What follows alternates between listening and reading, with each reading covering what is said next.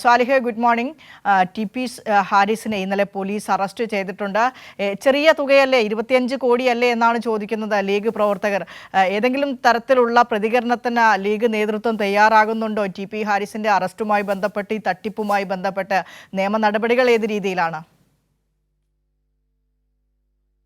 ഈ ഒരു സംഭവത്തിൽ ജില്ലാ പഞ്ചായത്ത് നടപ്പാക്കുന്ന പദ്ധതികളുടെ കരാർ നൽകാമെന്നും അതിന്റെ ലാഭവിഹിതം നൽകാമെന്നും പറഞ്ഞ ഈ ടി.പി. ഹാരിസ് പണം കൈക്കലാക്കുന്നത്. യൂത്ത് ലീഗിന്റെ ജില്ലാ ജോയിന്റ് സെക്രട്ടറി കൂടിയാണ് ഇദ്ദേഹം.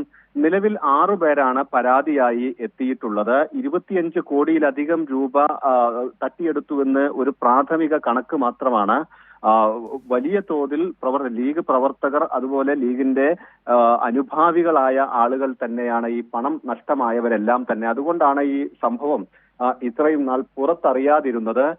പിന്നീട് പണം ലഭിക്കാതായതോടെ ഇവർ മുസ്ലിം ലീഗ് നേതൃത്വത്തിനോട് തന്നെയാണ് പരാതി പറഞ്ഞിരുന്നത്. ഇത് ജില്ലാ പഞ്ചായത്ത് വൈസ് പ്രസിഡന്റിന്റെയും പ്രസിഡന്റിന്റെയും ഒക്കെ അറിവോടെയാണ് ഈ പണം കൈമാറിയിട്ടുള്ളത്. അത് ജില്ലാ പഞ്ചായത്ത് ഓഫീസിൽ വെച്ച്, അതോടൊപ്പം തന്നെ അവിടെയുള്ള ഫ്രണ്ട് ഓഫീസിൽ വെച്ചൊക്കെ തന്നെയാണ് ഈ പണം കൈമാറിയിട്ടുള്ളത് എന്നാണ് ഇവർ പരാതിയിൽ പറയുന്നത്.